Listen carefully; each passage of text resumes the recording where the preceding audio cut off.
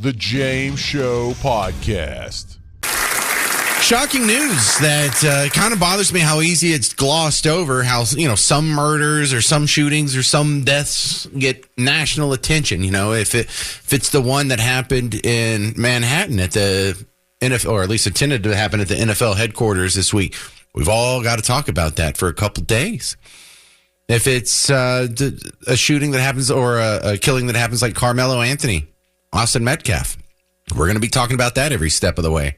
But some of these other people, they die. No one cares. That bothers me. I think murders should not be glossed over. Each life loss is a tragedy, even if it happens in a bad neighborhood or to a demographic that experiences violent crime more so than others. Kind of bothers me that some just get swept under the rug, never to be revisited again.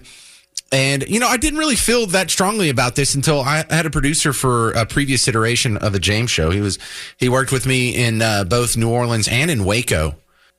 He's a black guy. And when his dad got murdered when he was a kid, the news reported on it one day, never to be revisited again. And that kind of bothered him. They never had a fundraiser. They never blocked any highways. There were never any protests. Benjamin Crump didn't show up. Dominic Alexander didn't show up. The local iteration of whoever the community blacktivist is, they didn't show up. No one cared. No one made T-shirts. We didn't have the 1-year anniversary. There wasn't any statements from the mayor. It wasn't talked about on the radio or TV. Nothing. And so what he was pointing out, because Trayvon Martin happened when he was working with me, why does this guy's life get riots and parades and all kinds of attention, but his dad didn't? I don't have a good answer for that. I don't think anybody does, other than narrative. It's all political. And more important than the meaning of life, more important than each life is precious and each life is a gift, each lost life is a tragedy, more important than that is their fealty to politics. Gross. So my comeback on this is we'll make some people care. 15-year-olds in Mesquite, we're going to have 2 of them shooting up the place and killing people. We've got to start holding the parents accountable. I'm not just griping, I'm offering solutions. Parental accountability. Your thoughts. This is Tom in Plano. You're on WBAP. Bub, you're absolutely right, and I couldn't agree more. I mean, aren't you as a parent responsible for the well-being of your kids? The feeding, the housing, the clothing? Or any crimes that they had? I mean, I was raised by a single mother. Guns in the house. We were taught right from wrong. And there were consequences for our actions. And we were taught that if you do commit a crime, that I have to pay as your parent. I don't know if that was the law, but that's how we were raised. Well, I think that is the law in some instances. If you went out and you were a 15-year-old and you walked across the street and you threw a brick through your neighbor's window, wouldn't the parent have to compensate the neighbor? Couldn't they be civilly sued or something to that effect? So, we acknowledge it in some facets of our society and even in our legal system. But for, situations like this, mom and dad, I don't know what you would call it, accessory to murder or reckless endangerment, or there's got to be some legal statute that could apply here. And I'm not even sure if we have to pass any new laws. We've already seen parents be held accountable in other situations. I just think we need to do that a little more broadly. And, enforce the laws. Yeah, enforce them. And, of course, if parents were responsible for their children, they wouldn't be out at 2 or 3 o'clock in the morning at 15 years old. Well, it's not a black thing, a white thing. I mean, it's a human thing, and it's a human life that was lost, and we put no more value on it. It's just like everybody showed up for the guy in Frisco that murdered a kid, but the attempted murder out at Wilmer Hutchins, where's that at? Oh, he got a slap on the wrist. And a lot of these kids know, as a minor, what are you going to do? You're going to give me a slap on the wrist, and then when I turn 18, guess what?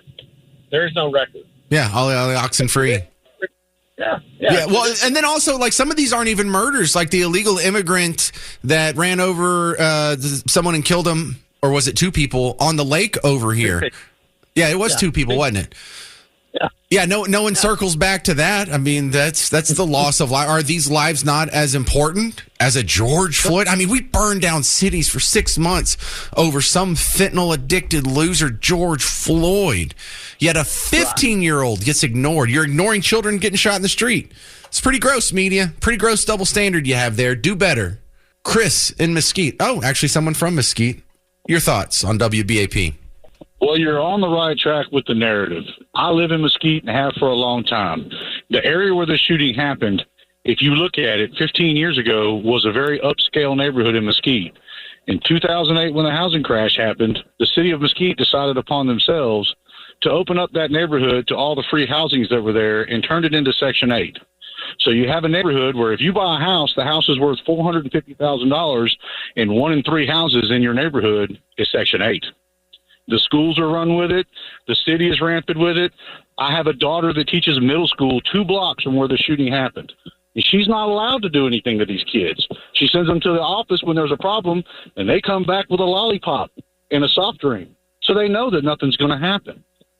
You can blame parents, you can blame everything, but really the problem and the reason you're not hearing about anything in the news is because how's the city of Mesquite going to defend that they took a neighborhood and turned it into the ghetto? Few people have destroyed the standard of living of the lowest in society as much as housing and urban development. Few people. Did you know that they've torn down more dwellings than they've built? The Department of Housing and Urban Development. I mean, it mimics what every giant department that's not in the Constitution ends up doing. The Department of Education takes affordable, high-scoring academic system, makes it almost impossible to afford. Student loan debts through the wazoo, and we're dumber than ever. Same thing happens. Housing and Urban Development. It was the worst thing. The neighborhoods that they control in every major American city is the worst neighborhood in every. It's the most dangerous. It's the most rapey, drug-riddled, violent crime, theft, car theft, auto theft, carjacking. It is the worst place. Stepping on needles, stepping over poop. Why is there any pushback when I say we need to just repeal all of this? We've just got to get rid of giant swaths of the government that have already screwed up our society.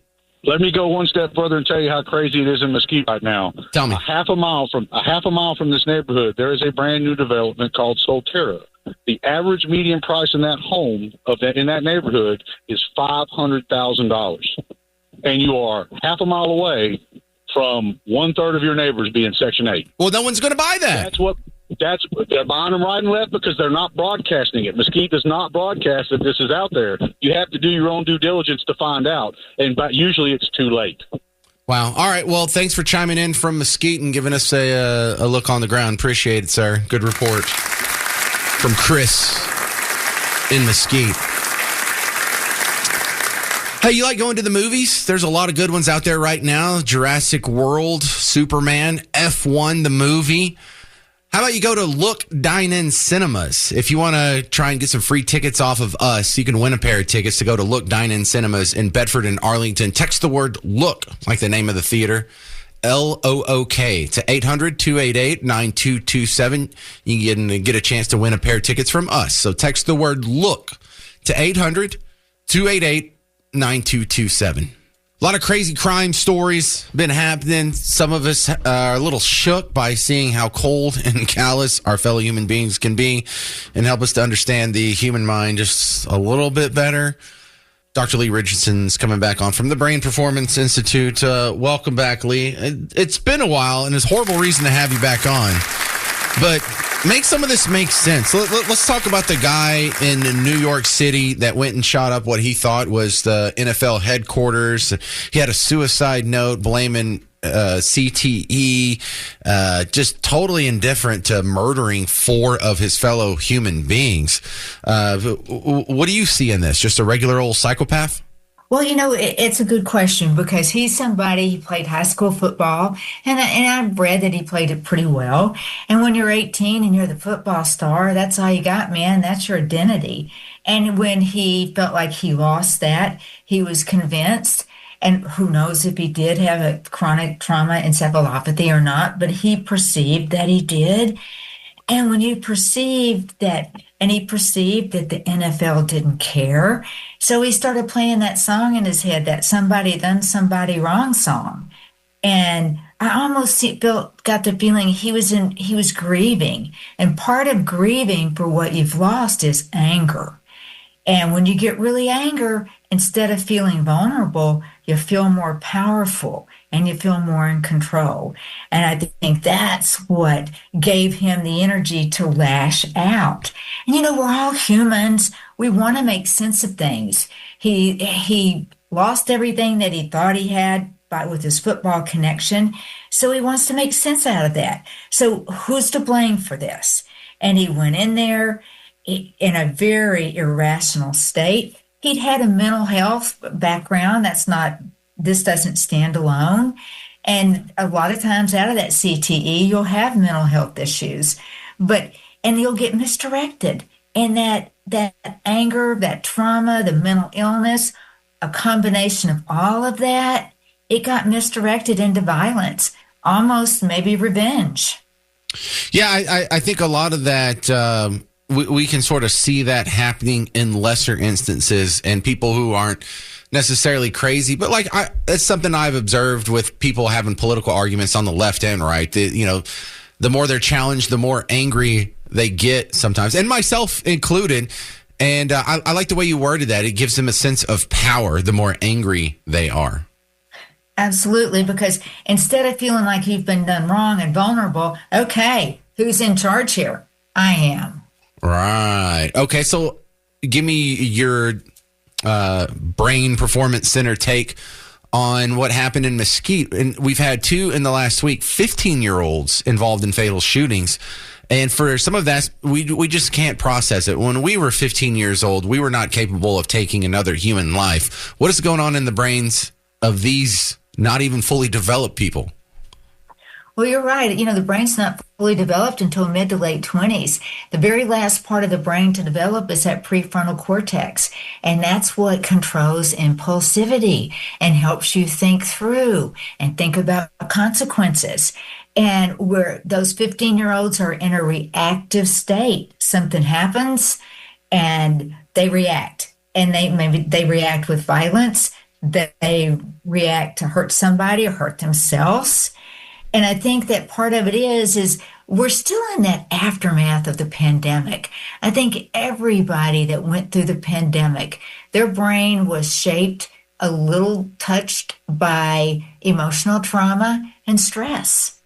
Well, it seems to be a different mental issue than the guy in New York City who's, these kids don't sound like they're necessarily psychopaths as much as they were otherwise normal kids who were put in a pretty traumatic childhood. Right. So they came in with some brain trauma, and they didn't probably have anybody to process that with. And no, they weren't psychopaths. They were just in a situation that they reacted to. And without the impulse control, without the logical thinking, it's hard to react in a cool, calm, collected manner. Yeah, totally understand. Well, it was a good chat. Thank you very much for being on the show again. This is Lee Richardson from the Brain Performance Center here in Dallas. Appreciate your insights. Thank you. All right, joining me now, the great one, Mark Levin, and as a humble backbencher who's been in talk radio for a couple decades, is I got to tell you, you've earned the title because I've read some of your books. I'm not going to tell you I've read all of them. But I started with Liberty and Tyranny. I was working in satellite radio back in the day, and I got a free copy. I liked your show, and some of that language that you use has really stuck. I really have adopted your use of the term statist because I think that is a better descriptor of what we're dealing with here, and it doesn't come with the political stigma of calling someone a liberal or a progressive or a Democrat or a rhino, because statist applies to many people in the Republican Party too. And I've adopted that into my lexicon thanks to that book. Well, thank you. Really, you can thank Aristotle, because I was researching and I saw he used the word, which had never been used again. I don't know why, but it kind of does explain in one word what these people are. They're about a big state. They're about state controlling the individual, and that's status. But I do think beyond that, there are other nomenclatures as well as you develop through this process, like Marxists are status, fascists are status, radical Islamists in their own way, they're status too. And you and I and our audiences are not. And it's very, very important for people to understand beyond the superficial level why we're different. Because these battles that are going on, as I write in this new book on power, are battles over power. That's what they are. The Revolutionary War was a battle over power. Who gets to decide the fate of the individual and the civil society?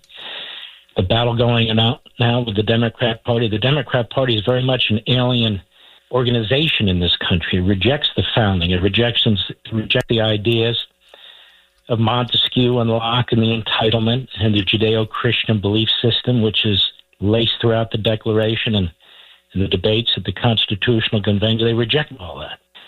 So I think it's important to explain that if you don't believe that the sovereign on earth here is the people, and if you don't believe in power checking power, these are the two fundamental differences between us and them, then you don't believe in America. It's that simple, because that is the basis of America. You don't have to be Jewish or Christian. You don't have to believe in God. But this is how the country was founded, and that's why there's tolerance and diversity, and that's why we believe in limited government, not overarching government. These are great beliefs. And we also embrace, as I said, the Enlightenment. That's why we believe in divided government and separation of powers, power checking power. The left does not. Von Mises said, you know who that is, the Austrian economist, great economist. He said, we all talk and think like Marxists now. We really do. Oh, agreed. Well, it's crazy. Well, it's even more interesting when you point out the fact that we're against statist and statism. They sound like they're against it too, because when they say, so-and-so's a threat to democracy or Trump's a threat to democracy, they're worried about some authoritarian regime taking over. And they say they reject fascism, but they want government to control everything down to paper straws. It's a very good point. I have a chapter in here called On Language. And what they do is what I call it's for negative language, divided in a negative and positive language. What they do is they proselytize, they sloganeer, they use propaganda, and their goal is to manipulate the public mind, to manipulate thought. They don't want free-thinking people. They don't want knowledge challenging knowledge. They don't want open debate. They want conformity. And so they will use phrases. There's Trump, he's Hitler. You don't support Hitler, do you? That sort of thing. Right. They want to get rid of Social Security and Medicare, which, of course, they don't, but it doesn't matter. So they keep saying these things and doing these things as they must. So this is what they do, because they're not into the individual free will. Marx said that's all a disaster, because we're looking for this common best interest. They never talk about individualism. They never talk about free will. They never talk about property rights, because that all involves the individual motivation, that circle of liberty that de Tocqueville talked about around each individual that shouldn't be molested. They're molesting us all the time, politically and legally and so forth. And so listen to the Democrats. They're power hungry. They want power. This guy Mandami in New York, he wants to take over the distribution of wealth. He wants to take over the means of production. Well, what does that mean? That means the people who create things are the enemy. He talks about there shouldn't be billionaires. Why do I care if there's 1 billionaire or 1,000 billionaires? It doesn't affect my life at all. We live better today. Mr. and Mrs. America, middle-class America, than kings and queens lived in the 1800s. We have access to all kinds of food. We turn on a switch, there's light. We turn on a faucet, there's hot and cold water. We have air conditioning, we have heat, we have automobiles, we can fly in planes 40,000 feet in the sky while we're sipping coffee. We live the life that kings and queens couldn't dream of. Why do I care if a billionaire has 10 planes? What does it do to me? Nothing. And that's the point.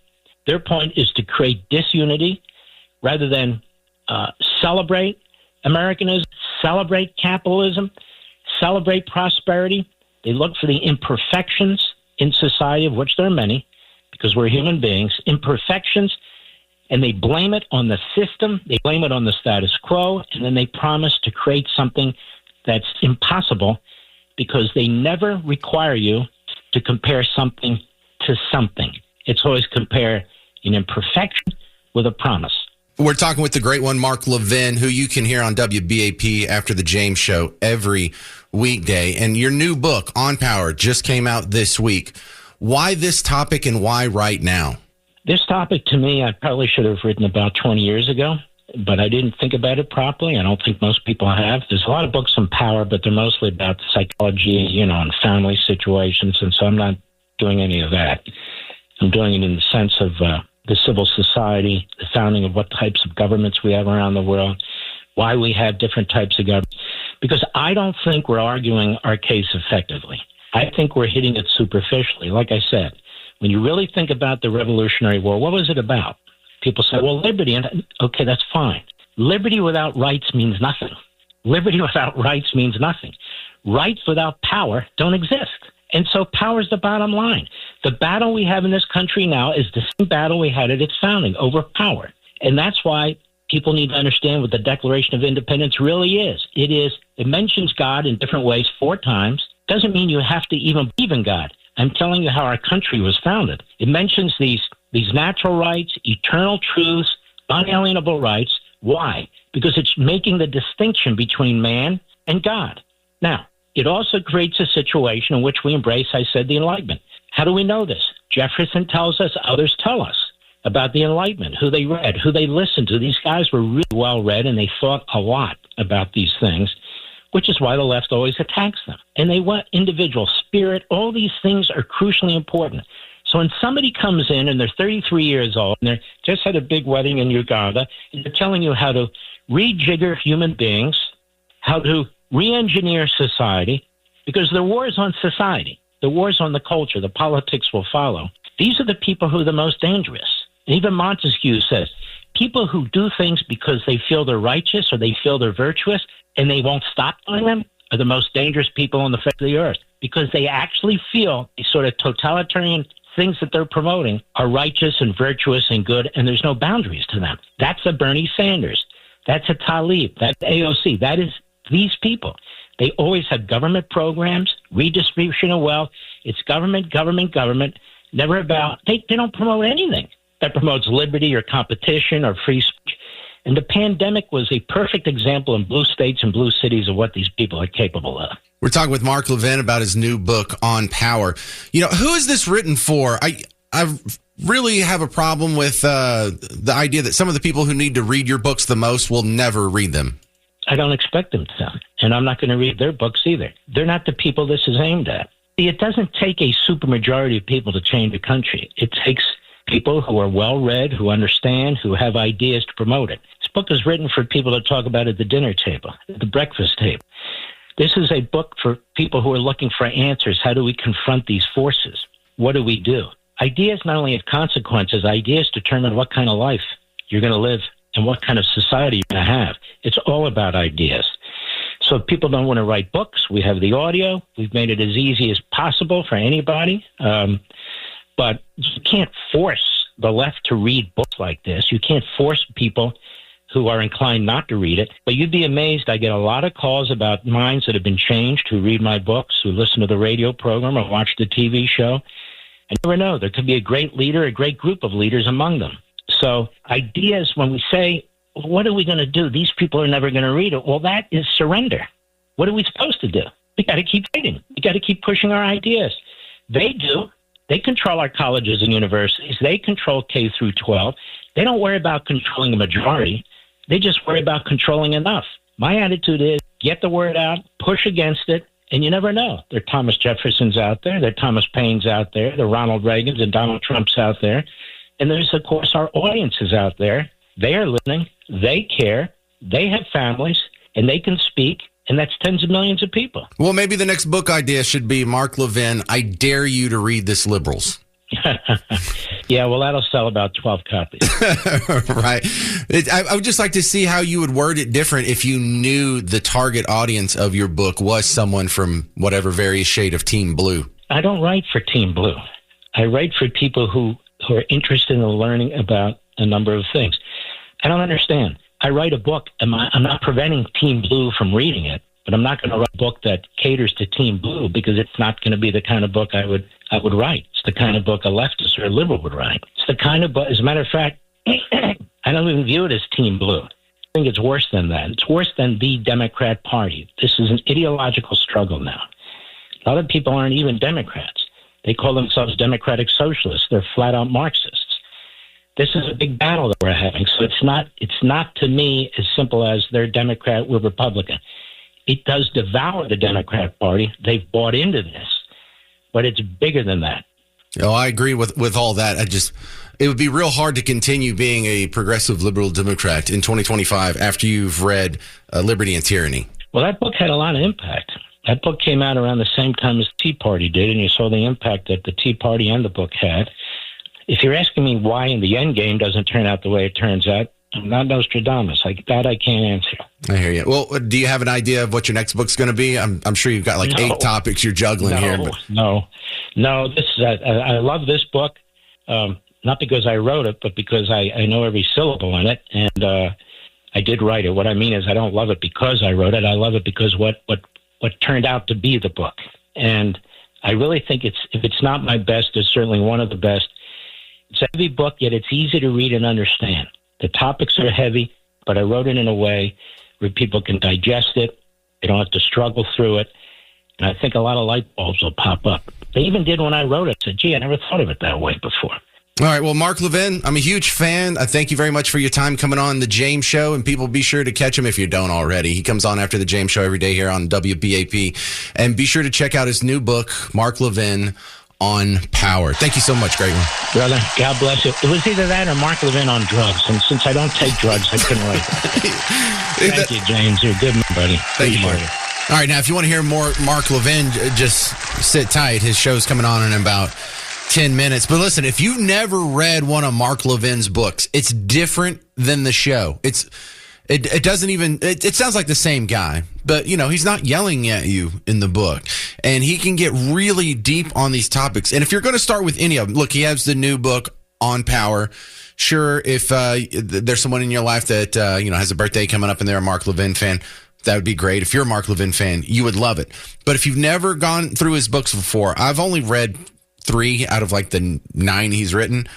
But I would start with one called Liberty and Tyranny. It's a conservative manifesto, and it reads like a manifesto. This is what I believe. This is why I believe it. And this is how my worldview is exhibited through. And then he goes through some of the biggest issues of the day. The other one I really liked from him was the Liberty Amendments, because, Liberty and Tyranny kind of set the stage on his philosophical background, why he believes what he believes, through the Enlightenment and Adam Smith and all this other stuff. And then the Liberty Amendments applies that to modern society. It doesn't just come up with a bunch of grievances and theories and philosophy. Actually has some solutions, how he would fix so much going on there. And I haven't read the new one yet because Garrett gave away my copy. But if I do, I'll let you know if that one's awesome too. I'm sure it is. But you can find Mark Levin's new book, On Power. It's already everywhere. If you just search for it, it'll pop up on Amazon or whatnot. But stick around. Coming up, Mark Levin. In the meantime, if you want some more James Show action, I got the podcast floating around everywhere. You're already listening to podcasts. I prefer to go to WBAP.com or the WBAP app. But if you just go to your iPhone and you go to that icon that says podcast and search for the James Show, it'll pop up. Go find me, share this show, tell someone about the James Show. Help me grow this thing. I like this job. I want to keep it.